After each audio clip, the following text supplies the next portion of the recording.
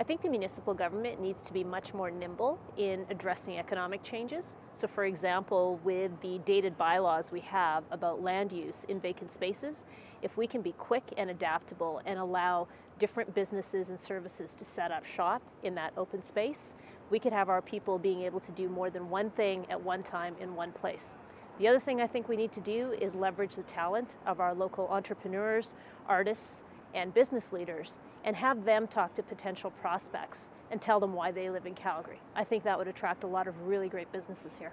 So the city's role for economic development and job creation is basically three steps. It's not just to provide support for it, but also to actively encourage it. So you can do that in a couple of ways. First off, by keeping the tax balanced with the benefits. So if the taxes and benefits get out of whack, smart money leaves, and we need smart money in the city. Second, to maintain resilience so that the city can handle the ups and downs, especially of an Alberta economy where we can kind of deal with something going wrong and still handle things properly. And third, to make sure that the processes and policies and procurement that we have are in place, because right now we have some extremely inefficient policies.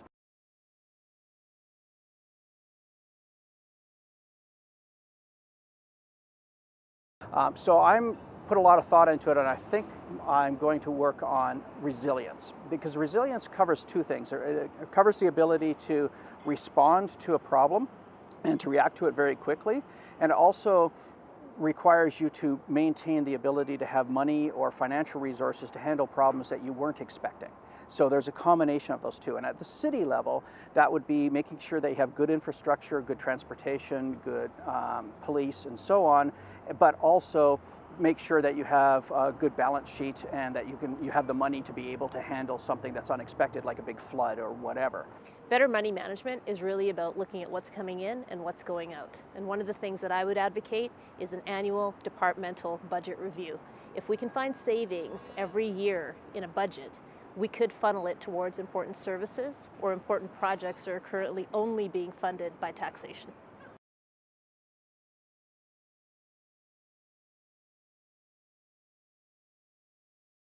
In my opinion, the arena debate has been a public spectacle between two very large personalities.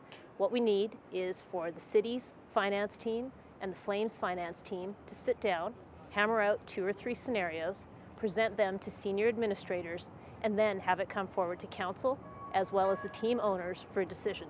That's a negotiation process.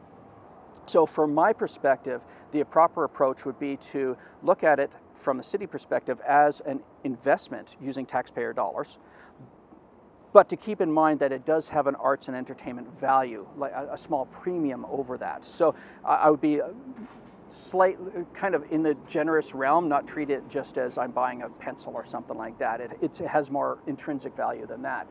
But at the end of the day, it's a business decision and should be treated as a business decision, particularly when taxpayers' money is involved.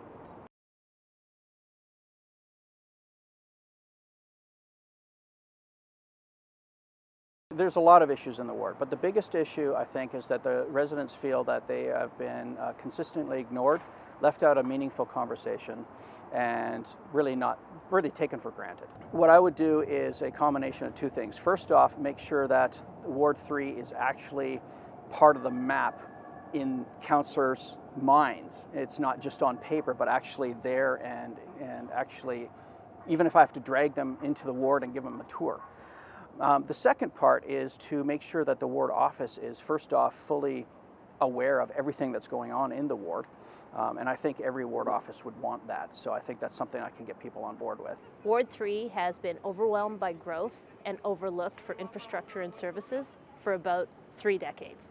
What we need is a councillor who can explain how we live our lives up there and what's needed so that the rest of council can understand the value of investing in Ward 3.